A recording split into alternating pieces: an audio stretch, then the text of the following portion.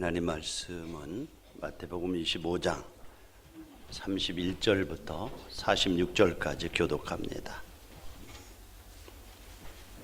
인자가 자기 영광으로 모든 천사와 함께 올 때에 자기 영광의 보좌에 앉으리니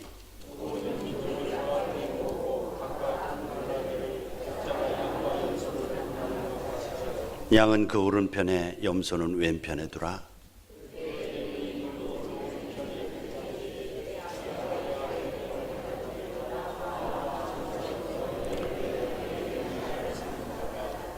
내가 줄일 때에 너희가 먹을 것을 주었고 목마를 때에 마시게 하였고 나그네 되었을 때에 영접하였고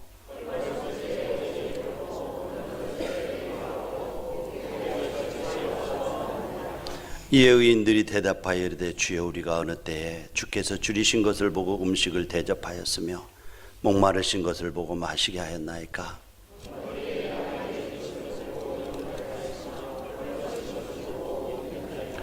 어느 때에 병드신 것이나 옥에 갇히신 것을 보고 가서 배웠나이까 하리니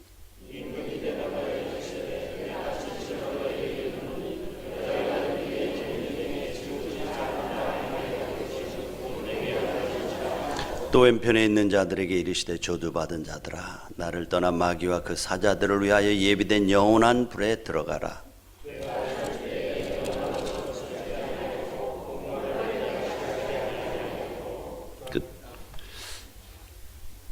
나그네 되었을 맞아요? 나그네 되었을 때에 영접하지 아니하였고 헐벗을 때에 옷을 입히지 아니하였고 병들었을 때에 병들었을 때와 옥에 갇혔을 때에 돌보지 아니하였느니라 하시니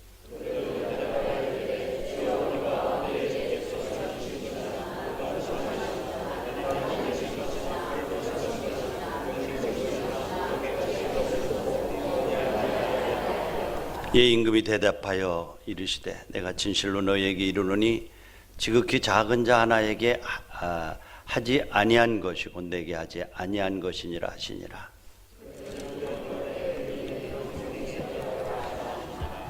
아멘.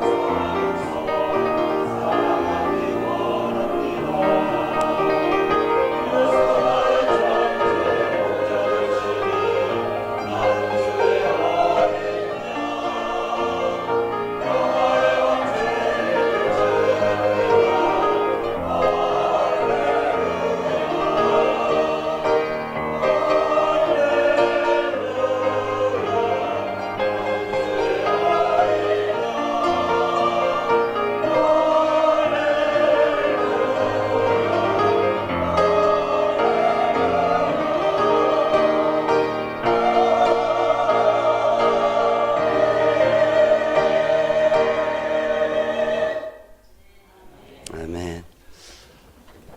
연말에 주님의 은혜와 평강이 우리 사랑하는 믿음의 가족들이 함께 하시기를 축복합니다. 오늘은 특별히 이제 학생들하고 같이 예배를 드려요.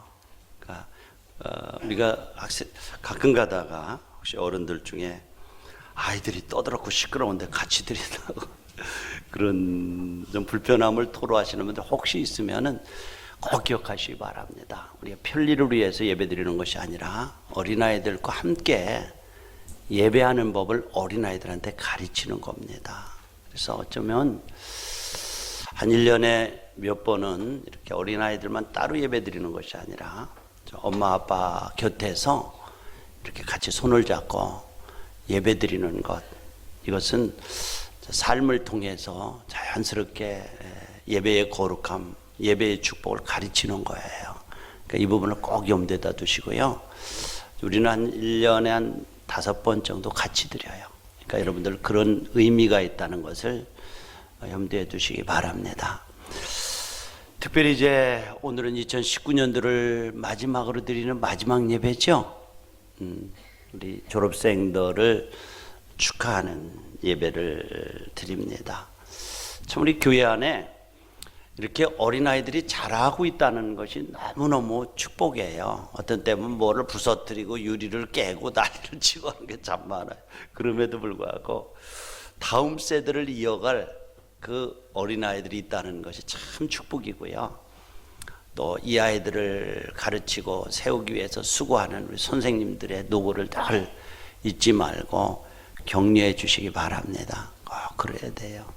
이렇게 세월이 참 빠르죠? 빨라요. 그래서 이제 고려 말에 한 선비가 이런 시를 지었더라고요.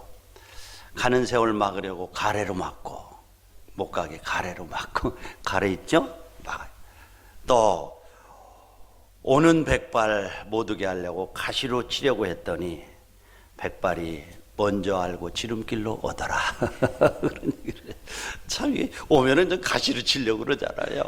그리고 가래로 좀 막고 물르지 않게. 그런데 먼저 알고 왔다.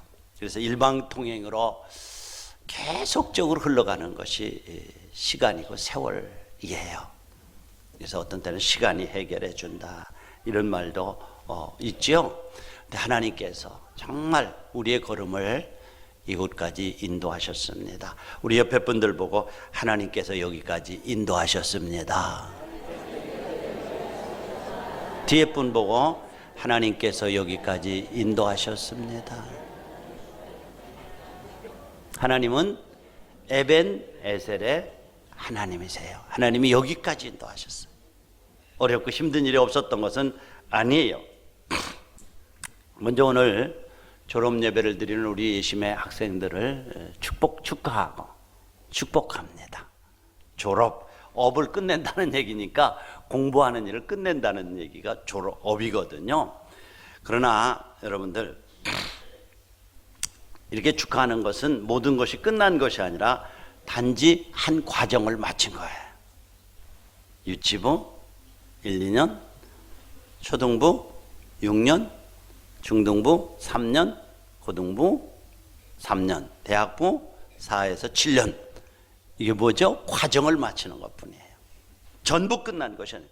그러니까 이 끝났다, 졸업했다라고 하는 말은 끝난다는 의미도 있지만 사실은 끝나는 것이보다도 한 과정을 마무리하고 다음 과정으로 나가는 것을 의미합니다.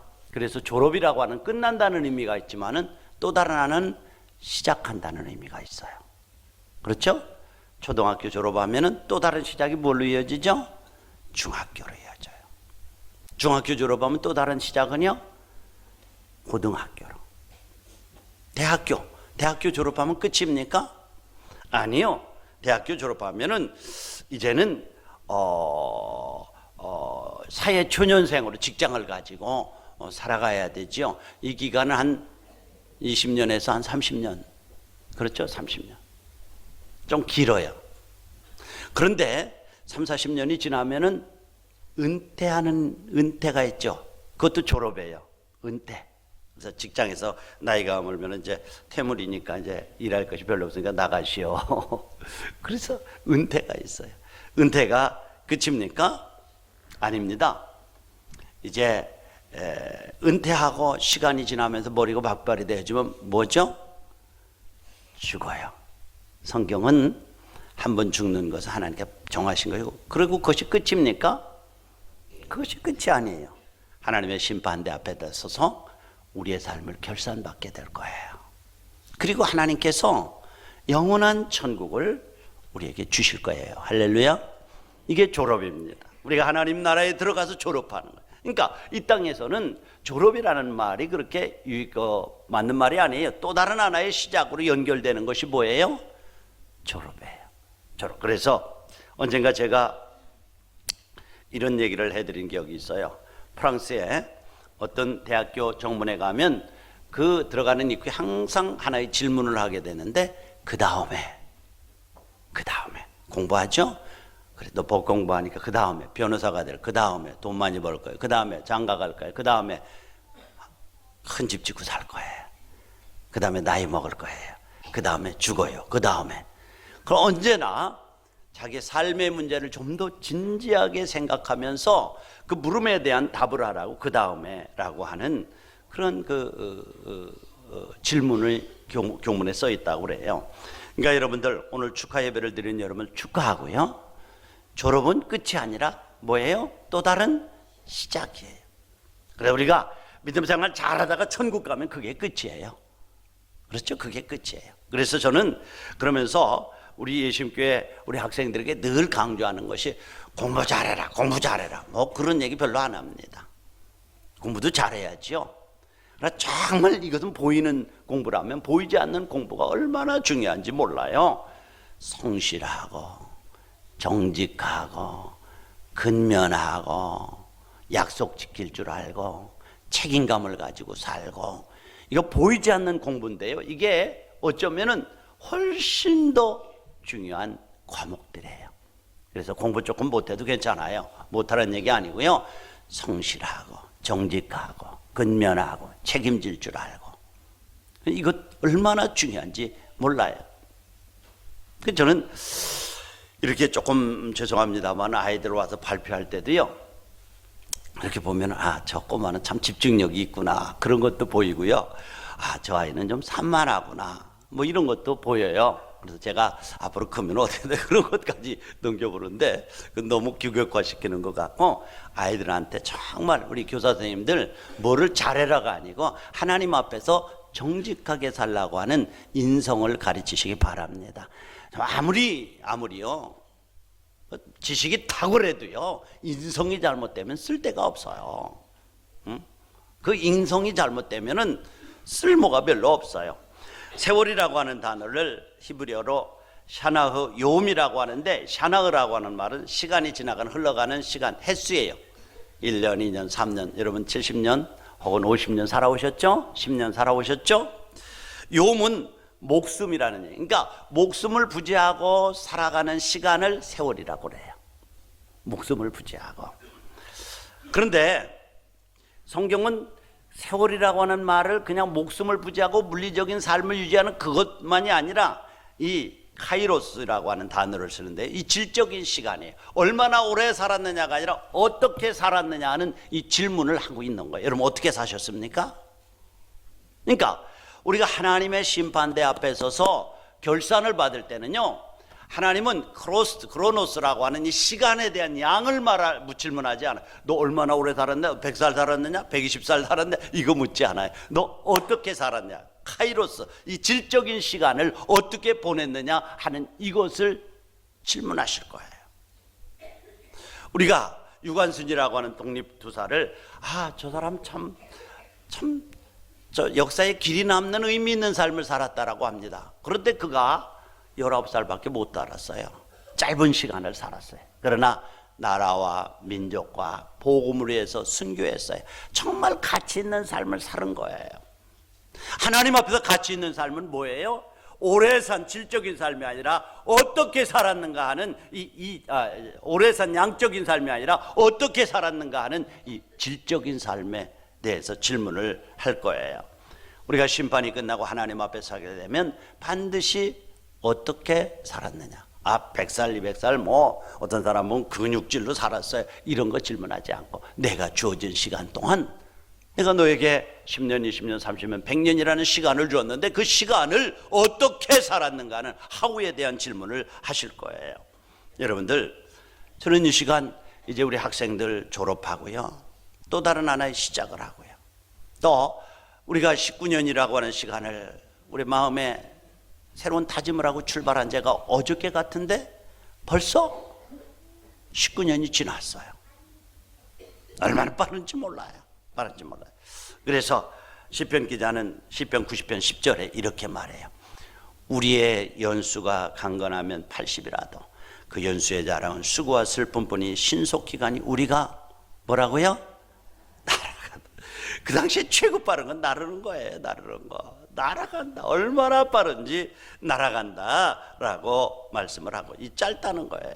그래서 우리의 지나온 19년도를 이렇게 더듬어 보면서 내가 목표를 향해서 바로 걸어갔는지, 칼짓자를 그리면서 술 먹은 사람처럼 왔다 갔다 했는지 살펴보면서 정말 하나님 앞에서 거룩한 삶을 결단하는 시간들이 되기를 축원합니다. 옛날에는요, 어렸을 때는 나이 먹으면 참 좋았을 때가 있었어요. 형소리도 듣고 이것이 나를 누르려고 그런 나이로 누르려고 한 살을 이제 속이죠. 자, 그래서 생일도 속이고. 근데 어느 날부터가 나이 먹는 것이 싫은 거예요. 그래서 나이를 안 먹어보려고 양력서를 쓰는데, 야, 나는 양력서를 안 세고 음력서를 센다. 음력서래. 너 그래 어쩔 수 없이 한 살 더 먹었어.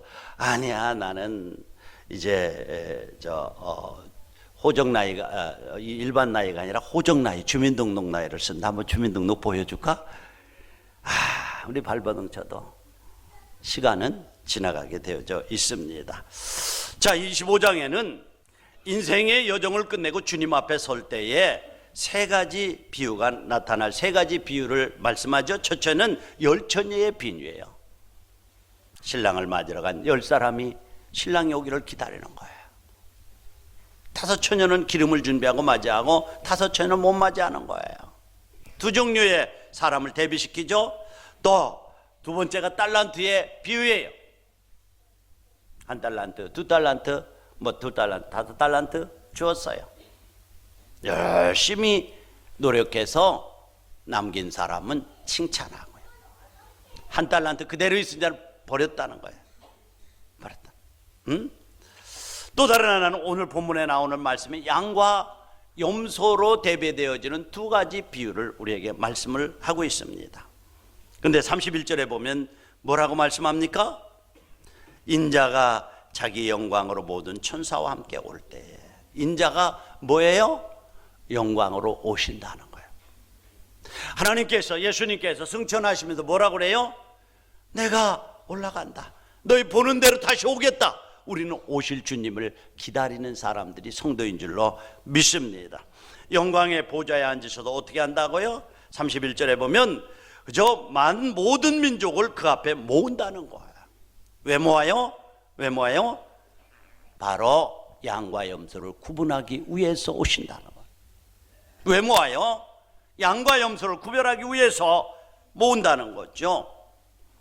아까 말씀드린 대로 어떤 질문을 해요? 너 얼마나 건강하게 살았느냐? 얼마나 돈을 많이 모았느냐? 이거 질문하지 않고 어떻게 살았느냐? 양에 대한 질문이 아니라 질에 대한 질문을 하신다는 거죠. 그때 여러분 어떻게 대답하시겠습니까?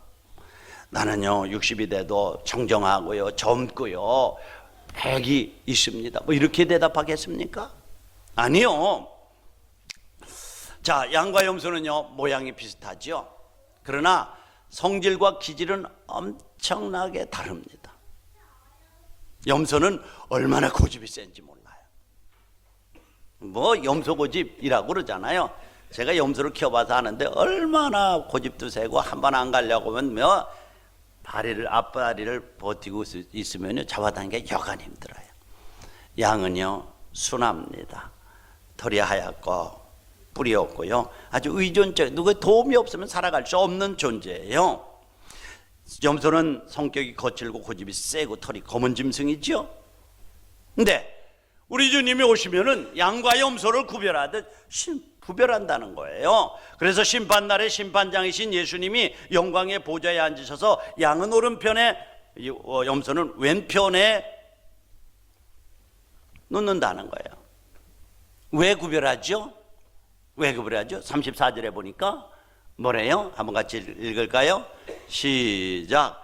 그때에 오른편에 있는 자들에게 이르되 내 아버지께 복을 받은 자들이여 나와 창세로부터 너희를 위하여 예비된. 왜 앞에 모아요? 살아온 삶에 대한 책임을 묻기 위해서 모으는 거예요. 사랑하는 예수님 가족 여러분들, 그래서 늘 제가 여러분과 함께 나누는 말씀 가운데 인간이 뭐냐? 인간은 하나님 앞에서 책임적인 존재이다.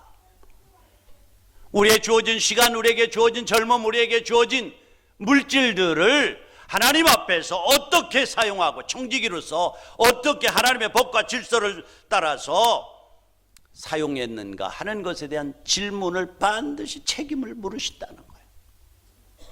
응? 그리고 오른편에 구별된 사람들에게 뭐라고 합니까? 복받은 자들이에요. 왜 복받은 자들입니까? 그들을 위해서는 영원한, 하나님께서 준비하신 영원한 하늘나라를 상속받을 수 있는 조건을 갖추고 거기에 들어간 사람들이기 때문에 그렇습니다. 사랑하는 예신 가족 여러분들, 상속받아 보셨어요? 저는 우리 어머니 아버지가 너무 가난하게 살아서 상속받은 게 없어요. 그런데 상속 조건이 뭐죠? 상속의 조건이 똑똑하고 잘난 사람이 상속 조건입니까? 아니죠. 그 아버지의 아들이어야 되는 거예요. 그 아버지의 자손이어야 되는 거예요. 우리가 하나님 나라를 유업으로 받는다는 것은 여러분 착한 행실이나 명석한 두뇌나 외적인 아름다움이 아니라 뭐예요? 하나님의 자녀라는 조건, 관계, 이것 하나밖에는 없습니다. 그런데 하나님의 자녀가 되는 것을 성경은 뭐라고 가르칩니까? 영접하는 자, 곧 그 이름을 믿는 자들에게는 하나님의 자녀가 되는 권세를 주셨다는 거예요. 할렐루야. 우리의 조건, 자녀가 되는 조건은 뭐예요? 돈 많은 것, 아름답고 학식 있는 것, 높은 지위에 있는 것, 사업자라는 것, 이것이 아니라 영접하고 예수 그리스도가 나를 위해서 십자가에 못 박혀 죽은 그 사실을 내가 죄인 됨을 고백하면서 믿고 영접하면은 자녀의 권세를 우리에게 주셨다는 거예요. 할렐루야. 그래, 이 믿음에는 부자나 가난한 사나 지식이나 조건이 되지를 않아요. 자녀의 조건이어야 돼요. 자녀의 조건. 그런데 왼편 염소반열에 선 사람들에게 41절에 뭐라고 하나 한번 읽어볼까요? 시작. 저주받은 자들아, 나를 떠나 마귀와 그 사자들을 위하여 예비된 영원한 불에 들어가라. 저주받은 사람들이래요. 왜 그렇습니까? 이 땅에서 아마 그들이 호의호식하면서 잘 살았을지도 몰라요. 멋있게 사람들의 부러움을 받고 살았을지도 몰라요. 그런데 그들은 저주받은 자들이라. 마지막 심판에서 그들의 삶이 결정나는데 뭐예요? 마귀와 마귀의 자녀들이 가야 하는 영원한 지옥불에 떨어지라. 이게 삶의 책임적인, 인간은 책임적인 불이 어떤 불이라고요? 영원한 불이래. 꺼지지 않는 불이래요. 소멸되는 것이 아니라는 거. 인간은 영원한 불이, 거기는 구더기도 죽지 않는 곳이라는 거예요. 불에 소금 튀듯 하는 곳이라는 거예요. 그런데 그곳이 있는데 그곳으로 가라는 거예요. 그렇습니다. 성경의 마태복음을 읽다 보면은 두 가지 상반되는 것들을 대조시키는 것을 보게 돼요. 마태복음 3장에 보면 알곡과 쭉정이. 알곡은 곳간에 모아드리고 쭉정이는 어디에요? 불에 던져 사른다라고 말씀을 하고 있는 거예요. 여러분들 살다가 보면은 이 쭉정이는 빳빳하게 서 있습니다. 키도 더 커 보입니다. 어떻게 더 아름다울 수도 있어요. 그러나 쭉정이들이 세상에서는 더 미남이고 미녀일 수도 있습니다. 그리고 세상에 더 성공하고 돈을 벌고 인기도 많을 수 있습니다. 그러나 그 속에 하나님의 생명이 없기 때문에 속이 비어 있는 거예요. 그런데 놀라운 것은 타작마당에서 그 열매가 정체가 드러난다는. 아들아 앉아라. 그게 커가지고 이게 그래요. 쭉정이는 타작마당에서 정체성을 드러내고야 마는 거예요. 어떻게 드러내요? 실을 가지고 까부르는데 어때요? 쭉정이는 까부를수록 바깥으로 나가는 거예요. 나는 예신가족 여러분들 꼭 부탁드립니다. 우리가 교회라는 공동체 안에서 살아가면서 여러 가지 사람들과의 아픔도 있을 거고 상처도 있을 수 있어요. 그러나 그것은 쭉정이처럼 날아가라고 하는 주시는 연단이 아니라 극복하고 하나님 앞에서 바로 서라고 주시는 연단으로 믿으시기 바랍니다. 그래요. 그런데 까볼수록 날아가요. 쭉정이는. 조금만 있으면 툭툭툭툭 튀어나가요. 근데 저는 여지껏 그런 사람들이 신앙생활을 제대로 하는 사람을 보지를 못했어요. 또 그분들이 축복받는 걸 보지를 못했어요. 사랑하는 성도 여러분들, 알곡과 쭉정이, 알곡은 어때요? 까부를수록 안으로 들어와서 모여요. 거기에 쌓이는 거예요. 그러나 겉모양은 비슷한데 정작 농부가 찾는 것이 뭐죠? 알맹이입니다. 그것을 모아서 곡간에 넣고 쭉정이는 불에 던져 사른다. 이 불이라고 말씀을 하고, 마태복음 7장에 보면은 집을 말하고 있어요. 두 가지 집이 똑같은데 반석 위에 지은 집이 있는가 하면 모래 위에 지은 집이 있어요. 살아가면서 반석 위에 집을 짓는다는 것은 바위를 파고 거기에 집을 지어야 되기 때문에 여간 힘들지 않아요. 모래 위에 집 짓는다고 하는 것은 삽으로 파도 들어가고 여간 편하지 않아요. 오히려 살아갈 때는 이것이 훨씬 더 좋게 보여요. 그러나 하나님이 반드시 홍수로 심판하실 날이 있다는 거예요. 심판을 성경이 말하지 않고. 그런데 집 질 때는 편한 것 같은데 창수가 안 하고 비바람이 몰아치니까 그냥 무너지는 거예요. 마태복음 13장에 보면 밀과 가라지로 구분하고 있어요. 어떤 농부가 밭에 뿌렸어요. 밀이 자라요. 그런데 농부 일꾼들이 가서 보니까 어때요? 가라지가 같이 자라는 거예요. 뽑아버릴까요? 아니다. 추수 때까지 갖다 같이 두어라. 그래서 추수 때가 되면 내가 그것을 뽑아다가 불에 던져 사를 것이다. 하나님의 심판을 말하라고 있는 거예요. 반드시 심판받을 말씀을 하고 있는 거예요. 그리고 마태복음 13장에 보면 천국은 마치 고기 잡기에 바다에 던지는 그물과 같다. 같이 모아졌는데 뭐예요? 좋은 고기는 가져가고 나쁜 고기는 버린다. 또 마태복음 24장에 보면 악하고 게으른 종과 충성된 종, 어떤 주인이 타국에 가면서 하인들에게 이렇게 좀 해라 하고 갔는데 주인이 떠나니까, 주인이 눈에 안 보이니까 악하고 게으름 먹고 마시고 즐기고 노는 일에만 팔렸던 사람이 있죠. 25장에 들어오면 슬기로운 5처녀와 미련한 5처녀, 이 두 종류의 사람들, 기름을 준비한 슬기로운 5처녀는 신랑이 올 때 맞이하고 들어갔어요. 기름을 준비하지 못한 5처녀는 바깥에서 사가지고 오니까 늦었어요. 다쳤어요. 바깥에서 울며 이를 갈며 불며 문 열어달라고 합니다. 주님이 열어주지 않습니다. 기회가 끝나면 닫힌 문이 열려주지 않고 삶은 이례적이라는 거예요. 플레이 어게인이 없다는 말씀이에요. 하나님은 사랑의 하나님이고 오랫동안 기다리는 하나님이시지만 그러나 때가 되면 문을 닫으시는 하나님이라는 말씀이죠. 달란트의 비유 여러 가지 말씀을 해요. 오늘 달란트에 보면 두 종류의 삶을 소개하고 있죠. 반드시 심판의 메시지가 숨어 있어요. 내가 올 때에 양과 염소를 모을 모든 백성을 모을 것이다. 그러므로 사랑하는 예신가족 여러분들, 마태복음 24장 4장에 있는 42절에 있는 말씀처럼 그러므로 깨어있으라. 어느 날에 너희가 주가 임할는지 알지 못하느니라. 마태복음 24장 42절. 그러므로 깨어있으라. 어느 날에 너희 주가 임할는지 너희가 알지 못하느니라. 깨어서 기도하시기 바랍니다. 자, 그런데 두 번째는 심판이 있는데 주님 오실 때는 반드시 양과 염소를 구별하는 거예요. 왜 사람들이 죽음을 두려워합니까? 죽음 이후의 세계가 불안하기 때문에. 왜 많은 사람들이 죽음을 거부합니까? 죽음 뒤에 있는 심판이 있다는 사실을 말로는 부인해도 본능적으로 느끼는 거예요. 우리의 영혼이 있는데 말하지 않아도, 말로는 거부해도, 하나님의 심판을 믿지 않아도 사람이 죽음을 두려워하는 이유는 그 후에 심판이 있다는 사실을 이 영혼이 본능적으로 하는 거예요. 이 영혼이 본능적으로 신앙을 찾는 것과 같은 것입니다. 그러나 그리스도인은 죽음을 두려워하는 사람들이 아닙니다.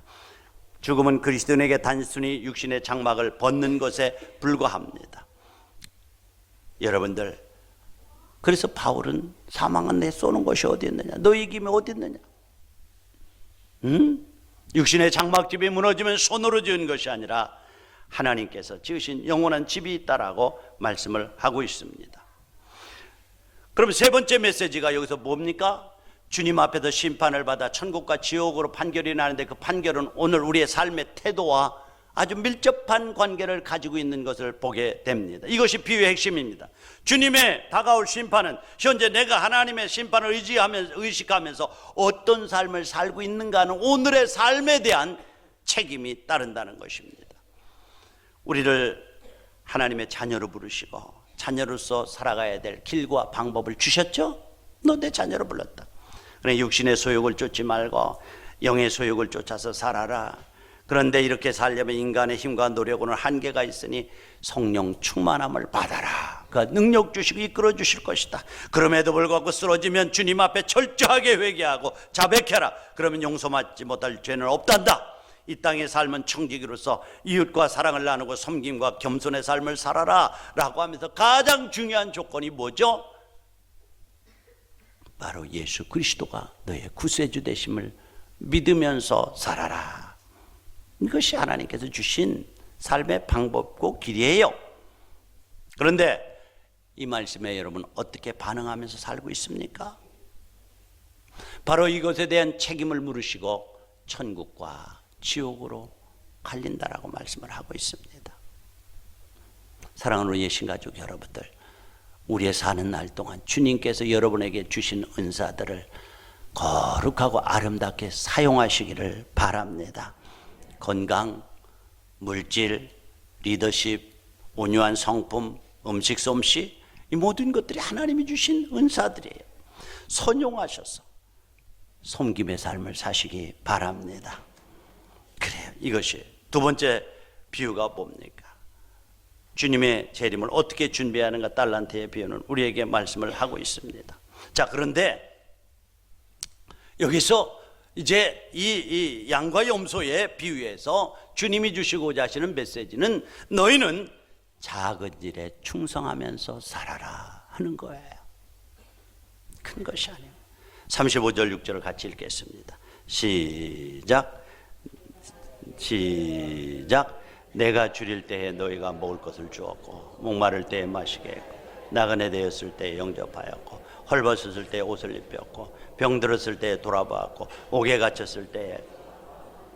오른편에 있는 양들에게 하는 말씀 아니에요. 너 내가 줄일 때 먹여주었고 목마를 때 마시게 했고 나그네 되었을 때 영접해서 잠자리를 주었고 벗었을 때 그렇죠 입혔고 뭐 이렇게 얘기를 하죠. 여러분 두 가지로 해석할 수가 있어요. 바클레이가 이 예화를 드는데 어떤 성자 중 하나였던 성 프란치스가 말을 타고 외출했다가 한 거지를 만났는데 몸에 진물이 흐르고 손에 마디가 잘려나간 나병 환자를 만나게 되죠. 프란치스가 이 환자를 보는 순간 안타까움을 느껴서 말에서 내려와서 그 환자를 활갑 껴안았는데 이 나병 환자가 예수님의 형상으로 바뀐 거예요. 그래서 여러분 우리 주님은 작은 자로 이 땅 위에 오셨음을 기억하시기 바랍니다. 말구에 오신 분이에요. 그래서 작은 자에게 하는 것, 소자에게 냉수한 것 대접하는 것, 곧 나에게 한 것이라고 주님이 말씀하고 계세요. 저는 가끔 가다가 교회에서도 참 남모르게 우리 교우들에게 어려운 이들에 섬기는 분들이 계신 것을 들어요. 어떤 분은 학비도 좀 돼서 장학금도 주고, 어떤 분은 어려운 분들에게 틀리도 해주고, 어떤 분은 이렇게 보이지 않게 섬기는 분들이 제법 계셔요. 그 얘기 들을 때 너무너무 행복하더라고요. 진짜 행복해요. 왜냐하면 우리 아이들이 형제간에 이렇게 사랑하는구나 하는, 뭐 여러분 어른들 앞에 부모라고 하는 건 말이 아니라 목회자로서 이렇게 보면서 느끼는 감정이 참 좋아요. 아, 이렇게 서로 사랑하면서 사는구나. 너무너무 행복해요. 자, 오늘 본문을 보면 예수님은 어떤 때는 가난한 거지로 나타나기도 하고 어떤 때는 병든 자로, 어떤 때는 문둥병자로 나타나시기도 합니다. 그렇습니다. 우리는 지금도 주님을 도처에서 만나고 있는데 다만 못 본 채 하는 것이 아닌지 한번 살펴보시기 바랍니다. 왼편에 있는 오른편에 있는 의인들의 반응이 뭡니까? 37절 한번 읽어볼까요? 시작. 이에 의인들이 대답하여 이르되 주여 우리가 어느 때에 주께서 주신 것을 보고 음식을 대접하였으며 목마르신 것을 보고 언제 마시겠나요? 도무지 기억이 안 나는 거예요. 그건 당연한 것이기 때문에 우리가 호흡은 너무 당연한 것이라서 호흡을 함에도 호흡하는 것을 모르는 것처럼 그들은 하나님께서 나에게 주신 사명은 그저 나누는 것이고 섬기는 삶은 당연한 것이기 때문에 했기 오른손이 하는 거 왼손이 모르게 했기 때문에 기억이 안 나는 거예요. 주님 언제 그런 일을 했습니까? 언제 입혔고 언제 내가 목마르게 했고 언제 그 나그네를 대접했습니까? 그런데 예수님께서 하시는 말씀이 작은 자에게 한 것이 곧 나에게 한 것이니라. 적은 자로 오신 주님, 적은 자를 주님의 눈으로 바라보고 섬기는 삶을 살으시기 바랍니다. 그런데 양들은 말이죠, 너 이렇게 하지 않았다, 이렇게 하지 않았다 이렇게 말하니까 언제 나그네로 오셨고 언제 벌거벗으셨고 언제 목마르셨습니까? 이렇게 질문하는 거예요. 그렇습니다. 이 염소들은요, 누구를 용서하면서도 이건 첫 번째, 이건 두 번째, 너 세 번째 용서했는데 아직도 안 들어, 뭐 이렇게 헤아린다 이 말이죠. 자, 임금의 대답이 뭡니까? 40절에 임금이 대답하여 가라사대 내가 진실로 너에게 이르노니 너희가 여기 내 형제 중에 지극히 작은 자 하나에게 한 것이 곧 누구에게 한 것이니라? 사랑하는 우리의 신가족 여러분들, 어떤 영웅적인 신앙의 의가 지극히 작은 소자에게 베푼 냉수 한 잔보다 더 위대하지는 않습니다. 우리 복음에는 큰 일이 따로 없어요. 위대한 일이 따로 없어요. 작은 한 소자의 만남에서 우리 기독교가 탄생되었음을 기억하시기 바랍니다. 말귀에 오신 예수님 낙이 타고 오셔서 이 소자와 만남, 여기서부터 복음이 탄생하는 거예요. 왼편에 있는 그들에게 예수님이 뭐라고 말씀합니까? 45절에 보니까 이에 임금이 대답하여 가라 내가 진실로 너에게 이르노니 지극히 작은 자에게 하지 아니한 것이 곧 나에게 하지 아니한 것이니라. 너희는 영벌에 들어가라. 사랑하는 우리의 신가족 여러분들, 주님은요 은밀한 중에 여러분들이 하는 일들을 보기를 원하시고요, 은밀한 중에 만나기를 원하십니다. 저는 우리 교회에서 뭐 이것도 하고 저것도 하고 하시는 분들이 계시잖아요. 그냥 뭐 여러분들이 은연 중에 알아요. 뭐 식탁은 누가 하고 뭐 이런 강대상은 누가 하고 다 알아요. 그러나 제가 떠벌리지 않는 이유가 있어요. 그것들로 인해 사람이 드러나는 것을 저는 원치도 않고요, 또 그분들도 하나님 앞에도 드렸는데 그것 가지고 자꾸 나팔 부는 것에 대한 부담을 느끼는 거예요.